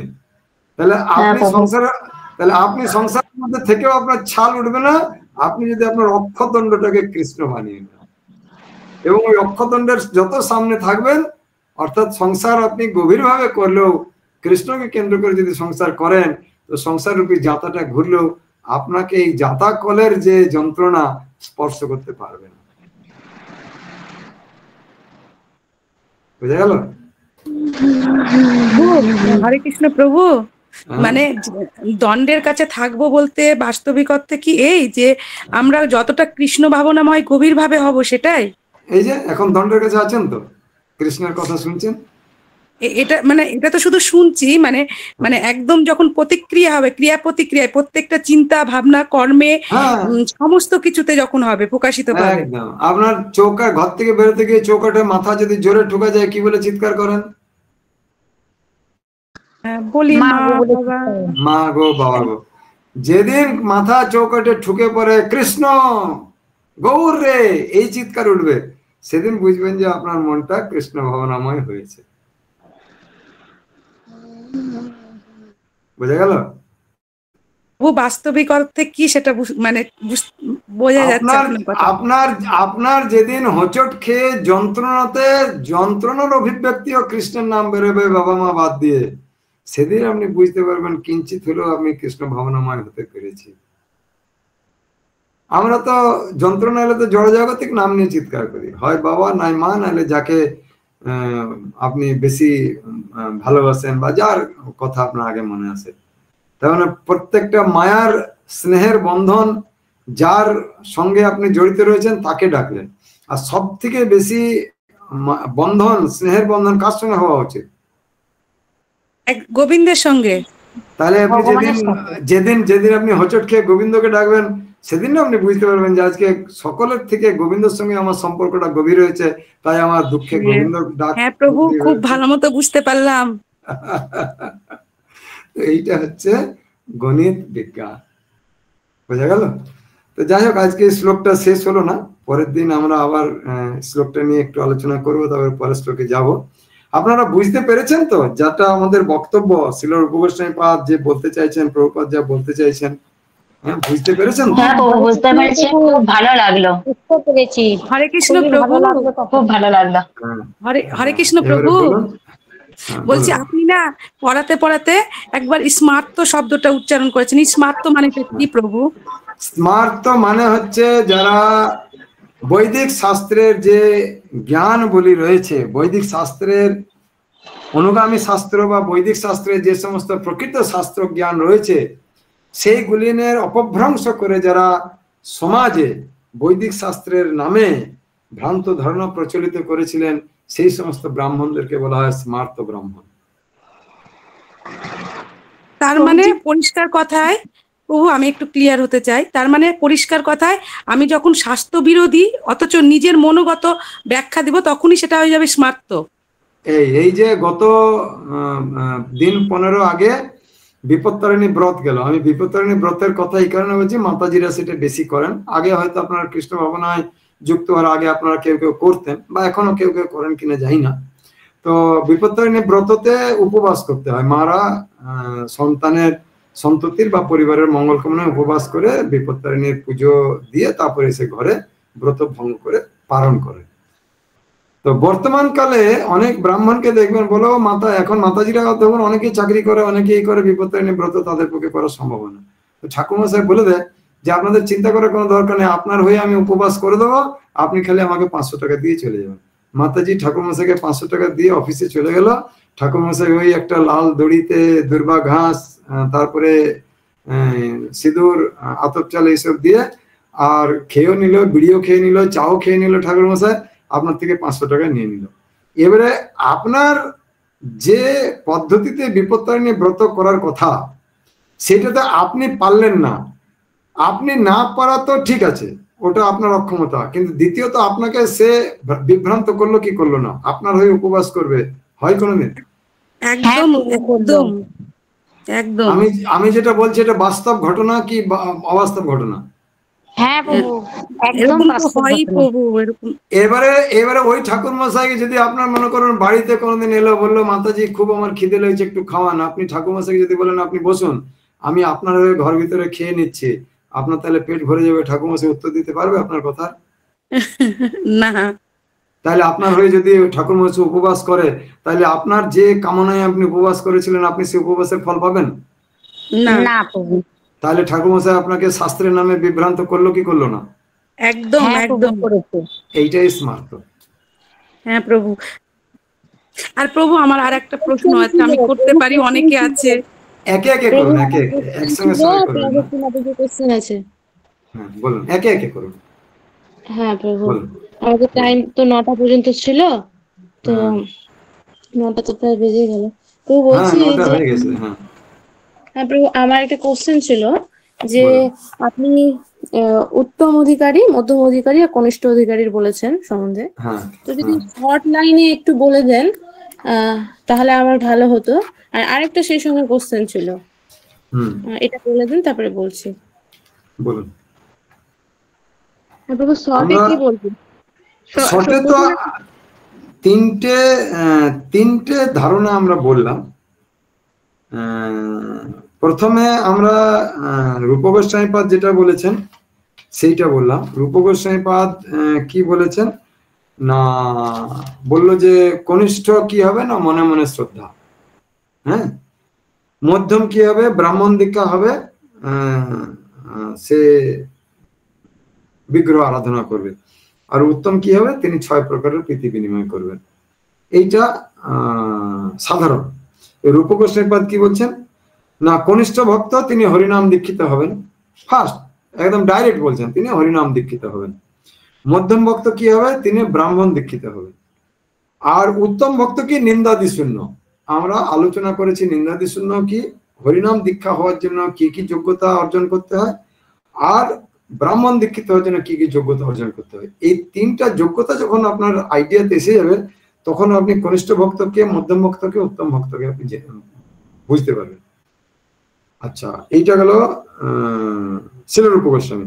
ভাগবত পুরাণ বলছে কি না, কনিষ্ঠ ভক্ত হচ্ছে বিগ্রহ সেবা যুক্ত থাকবে, অন্যের সঙ্গে সম্পর্ক ভালো নয়, মানে অন্যান্য ভক্তদের সঙ্গে তার প্রীতি বিনিময়ের কোনো সম্পর্ক থাকবে না। এইটা গেল কনিষ্ঠ। মধ্যম কি হবে, ভগবানের প্রেম, অন্য ভক্তে মৈত্রী। যারা ব্রাহ্মণ দীক্ষিত ভক্ত হয় তারা অপরকে ভালোবাসে বা তাদের সঙ্গে ভালো আচরণ থাকে কি থাকে না, আপনারা দেখতে পান মন্দিরে বিভিন্ন ব্রাহ্মণ দীক্ষিত ভক্তদের, যেটা প্রতিকূল সেটার কথা ভাববেন না। যিনি প্রকৃত ব্রাহ্মণ গুণাবলীর অধিকারী, তিনি ভক্তে মৈত্রী করেন কি করেন না? আপনারা যখন নির্মল চৈতন্য প্রভুর সঙ্গে তার অবশ্যই করে, অবশ্যই করে। করে কিনা, তার সান্নিধ্যে থেকে বা মাতাজির সান্নিধ্যে থেকে যখন আমরা ভগবত ভক্তি করি তখন আমরা এই মৈত্রীটা দেখতে পাই কিনা?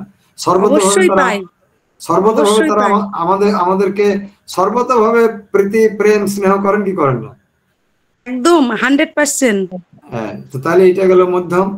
আর উত্তমের কি না, সর্বদা কৃষ্ণ ভাবনাময়, কৃষ্ণ নাম প্রচারে ব্যস্ত, কৃষ্ণ নাম প্রচার এবং নাম প্রচারে নতুন নতুন পরিকল্পনা। এইটা তিনটে স্তরের ভক্তদের চেনার আমাদের উপায়। বোঝা গেল রিঙ্কি মাতাজি? ওই লাস্ট লাইনটা আরেকবার বলবেন? কোনটা? আপনি লাস্টে যে বললেন উত্তম, উত্তম। আচ্ছা, সর্বদা কৃষ্ণ ভাবনাময়, সর্বদা কৃষ্ণ ভাবনাময়। দ্বিতীয়ত গেল কৃষ্ণ নাম প্রচারে ব্যস্ত। তৃতীয় গেল শুধুমাত্র কৃষ্ণ নাম প্রচার আর নাম প্রচারে নতুন নতুন গ্রন্থ রচনা।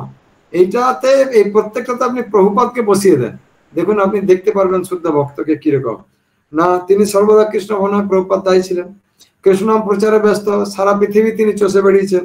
তৃতীয় হচ্ছে শুধুই কৃষ্ণ নাম প্রচার, প্রভুপাদ যাই দেখতেন, মানে টেপ রেকর্ডার দেখিয়ে যদি কেউ প্রশ্ন করতো কোনো রিপোর্টার যে আপনি তো বলেছেন টেকনোলজি মানুষকে অলস করে দেয়, টেকনোলজি মানুষের সবকিছু কেড়ে নেয়, তো আপনি তো টেপ রেকর্ডার ব্যবহার করছেন। বলে টেপ রেকর্ডারটার মাধ্যমে আমি একসঙ্গে 1000 লোককে কৃষ্ণ কথা শোনাই, তাই এই টেপ রেকর্ডারটা আমার কাছে কৃষ্ণ ভাবনামৃত প্রচারের একটা হাতিয়ার। তো রিপোর্টে চুপ করে গেছে। তো তাহলে প্রচার আর নাম প্রচারে নতুন নতুন গ্রন্থ রচনা। তো শ্রীল প্রভুপাদ নাম প্রচারে নতুন নতুন গ্রন্থ রচনা করেছেন। তাহলে শ্রীল প্রভুপাদ হচ্ছেন আমাদের কাছে উত্তম বা শুদ্ধ বা অনন্য বা ভগবানের অন্তরঙ্গ ভক্তের উদাহরণ।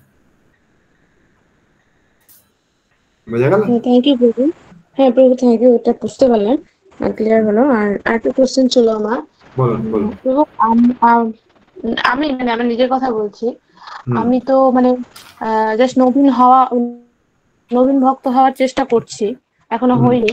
তো এরকম আমাদের অনেকেই আছে, মানে অনেক মাতাজিরা আছে, ওরাও নবীন ভক্ত হওয়ার চেষ্টা করছে।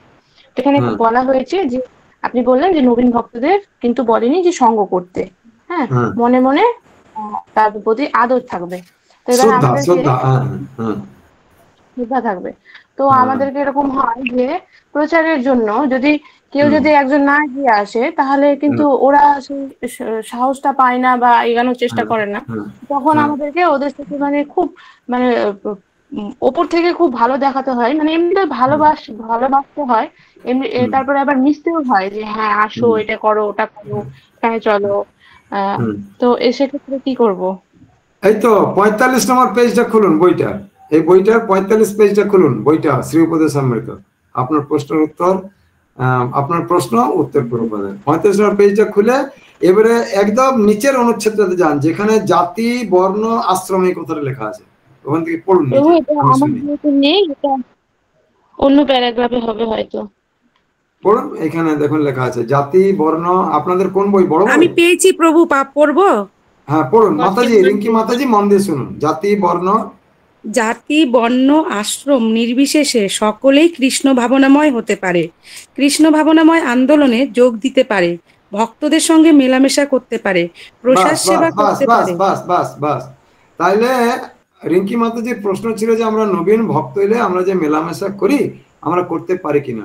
প্রভুপাদ বলছেন যে ভক্তদের সঙ্গে মেলামেশা করতে পারে। তাহলে আপনি মেলামেশা করতে পারবেন, কিন্তু মেলামেশা করতে পারবেন, দেখুন কেন চতুর্থ অধ্যায় থেকে ভক্তিযোগের কথা বলা হয়েছে।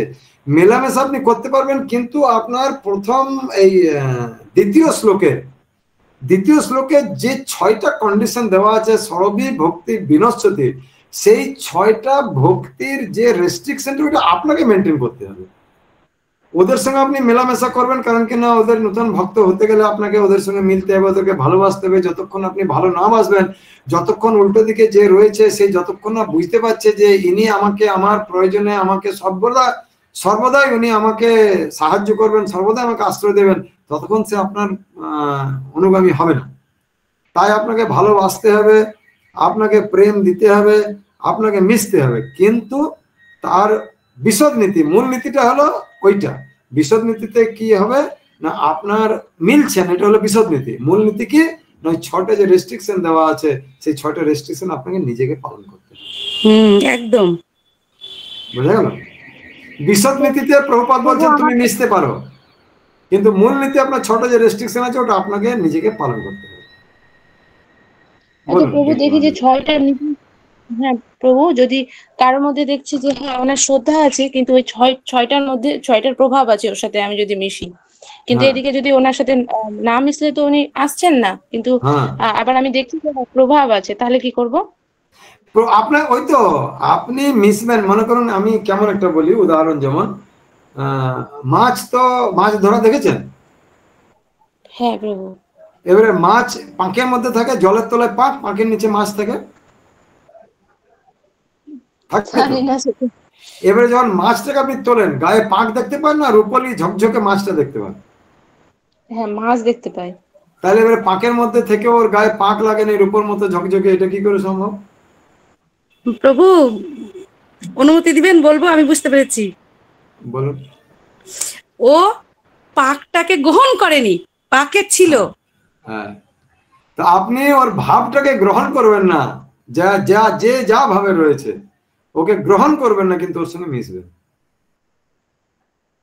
এইটাই তো ভক্তের সঙ্গে প্রাথমিক অবস্থায় অন্যান্য যারা ভক্তি যোগে যুক্ত হতে পারেন, এটাই তো ভাব। এবং আপনার জন্য কেন এটা ঢাল থাকবে না, গুরু করুণা, এই গুরু করুণাটা আপনাতে ঢাল রূপে কাজ করে, আপনাকে প্রভাবিত হতে দেয় না। কিন্তু হবে কি, আপনারও যদি ওর আচরণটা দেখে মনে হয় বাহ এ তো বেশ সুন্দর ফ্রি আছে, এই তো কি সুন্দর চা খাচ্ছে, আর আমাকে 4 নিয়ম চা খেতে বারণ করে দিয়েছে, এই হলো কি, ওর চা খাওয়াটা দেখে আপনার মনে যদি চা খাওয়ার বাসনাটা এসে যায়, তাহলে পরে আপনার গায়ে পাক লেগে গেল। কিন্তু ও চা খাচ্ছে, আপনি প্রথমে যদি ওকে চা খেতে বারণ করেন, তো ও কিছুতেই কৃষ্ণ ভাবনায় যুক্ত হবে না, অতএব আপনি ওকে প্রথম দিনে চা খেতে বারণ করতে বলবেনই না। কিন্তু আপনি চা খাবেন না, কিন্তু আপনি চা খাবেন না, তাইলে হলো কি, আপনার গায়ে পাক লাগলো না, কিন্তু আপনি পাকের সঙ্গেই আছেন। বোঝাচ্ছে রিঙ্কি মাতাজি?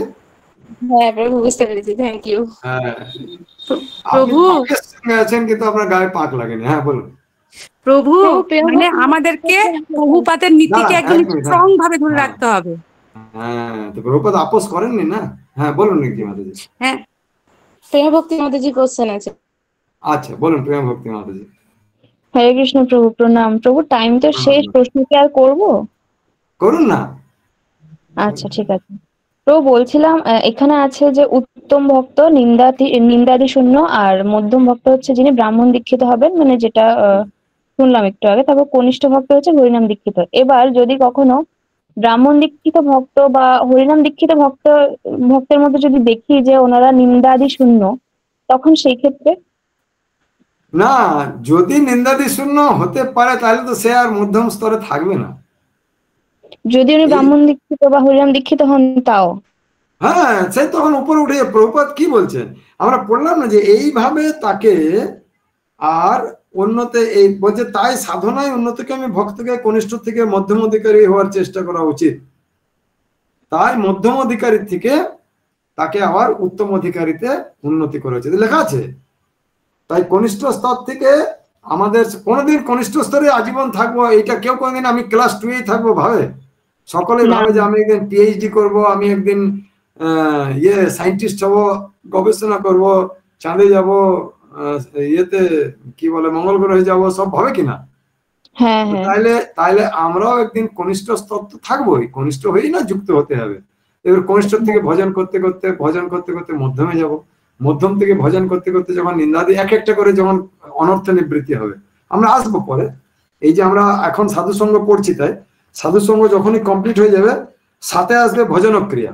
7 নম্বর শ্লোক থেকে ভজনক্রিয়া পড়বে। ভজনক্রিয়া আসলে অনর্থ নিবৃত্তি হবে। 5 প্রকারের আমাদের অনর্থ আছে, আমরা সেই 5 প্রকারের অনর্থ নিয়ে আলোচনা করব। এবারে যখন অনর্থ 5 প্রকারের নিবৃত্তি আমাদের হয়ে যাবে, তখন আমাদের রুচি মানে আসক্তি বা রুচি আসবে কৃষ্ণ নামের প্রতি বা কৃষ্ণের প্রতি, সেটা পাবো আমরা 8 নম্বর শ্লোকে। আর 9, 10, 11-তে ওই রুচির পরের স্তরটা হচ্ছে ভাব আর প্রেম।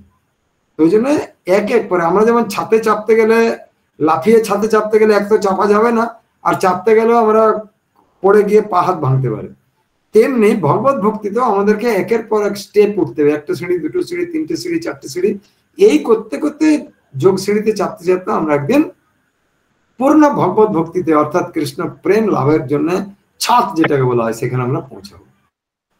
হ্যাঁ প্রভু, বলছি তাহলে যিনি উত্তম অধিকারী ভক্ত নিন্দাদি শূন্য, উনি তো নিজে জানেন সেটা, মানে মানে ওনার কি নিজের মনের মধ্যে সেটা ভাবা উচিত যে আমি তো নিন্দাদি শূন্য? যদি উনি ভাবেন আমি নিন্দাদি শূন্য, তাহলে উনি উত্তম ভক্ত কখনোই নন। আচ্ছা, উত্তম ভক্তের মধ্যে আমি এই ভাবটা থাকবে না। ওই জন্য তো 10 নম্বর অধ্যায়ের 11 নম্বর শ্লোকটা আমি পড়ালাম, নাসয় আমি আত্মভাবস্থ। আমি এই ভাবটা যতক্ষণ পর্যন্ত কারোর মনের মধ্যে না যাবে তখন তো কৃষ্ণের প্রতি শরণাগতি হলো না, তা আমার প্রতি শরণাগতি হয়ে গেল। এই কারণে তো আমরা ফেঁসে আছি। আমি ভেবেছি বলে ফেঁসেছি। আপনার নাম জিজ্ঞেস করলে পটাক্সে আপনি বলবেন আপনার যে জড় জাগতিক নাম, আপনি কখনো মুখ দিয়ে বেরোবেন না আমি আপনি কে, না আমি আপনার কি নাম, দীক্ষার নাম হচ্ছে প্রেম ভক্তি, আপনার এমনি কি নাম? এমনি নাম হচ্ছে পূর্ণিতা রায়। আপনি তাহলে আপনি কে, আপনাকে বলবেন সঙ্গে সঙ্গে বলবেন পূর্ণিতা রায়, মুখ দিয়ে কিছুতেই বেরোবে না আপনি আমি কৃষ্ণের দাস। হ্যাঁ, তাহলে আমি পূর্ণিতা দাস মানে আমি ভাবটা রয়ে গেছে, কৃষ্ণ ভাব আসেনি। প্রভু আরেকটা কোয়েশ্চেন ছিল, জিজ্ঞেস করব কি? হ্যাঁ করুন করুন। প্রভু এখানে একটা জায়গায় বলা হচ্ছিল যে কৃষ্ণ আমাদের সবচেয়ে যিনি স্নেহ করেন তিনি হচ্ছেন কৃষ্ণ। হ্যাঁ, অর্থাৎ এক্ষেত্রে আসছে যে কৃষ্ণ হচ্ছেন সেই বীজ প্রদানকারী পিতা এবং প্রকৃতি হচ্ছেন মাতা। তাহলে সেই ক্ষেত্রে যে আমাদের 5টা রস রয়েছে, সেই রসে তো মানে প্রত্যেকটা রসে তো কৃষ্ণ পিতা নন, কিন্তু অরিজিনালি দেখতে গেলে তো কৃষ্ণ পিতা। তাহলে সেই রসগুলোর কি মানে কি আছে এমন যে উনি তো পিতা, তাহলে ওনাকে কেউ সখা ভাবছেন, কেউ বা এরকম কিছু, কিন্তু উনি তো অরিজিনালি দেখতে গেলে পিতাই, আমি সেটা বলতে চাইছি। এবারে মনে করুন আপনাকে দই, আপনি দই খেতে ভালোবাসেন? হ্যাঁ। টক দই আর কি খেতে ভালোবাসেন? হ্যাঁ হ্যাঁ। এবারে টক দই মনে করেন রোজ আপনাকে দিল, 1 দিন 2 দিন 3 দিন 4 দিন 5 দিন, আপনি কি করবেন? আর ভালো লাগবে না। তাহলে তারপরে কি করবেন? দইয়ে একটু মরিচ দেবেন, কোনদিন দইয়ে একটু চাট মশলা দেবেন, কোনদিন দইয়ে একটু অন্য কিছু মেশাবেন, এই মানে ধরুন স্যালাডের মতো দই দিয়ে স্যালাড বানালেন, তাহলে মুখ্য বিষয়টা কি? দই। দই। তাহলে কৃষ্ণ হচ্ছেন মুখ্য বিষয়, পরম পিতা। তিনি বিভিন্ন রস আস্বাদন করার জন্য ওখানে খালি এক একটা করে ক্যারেক্টার মেশান। আচ্ছা আচ্ছা, বুঝতে পেরেছি। হরি বল। প্রভু হরে কৃষ্ণ। প্রভু সময় তো শেষের দিকে, আমার একটা প্রশ্ন থেকে গেছে, আমি করতে পারি?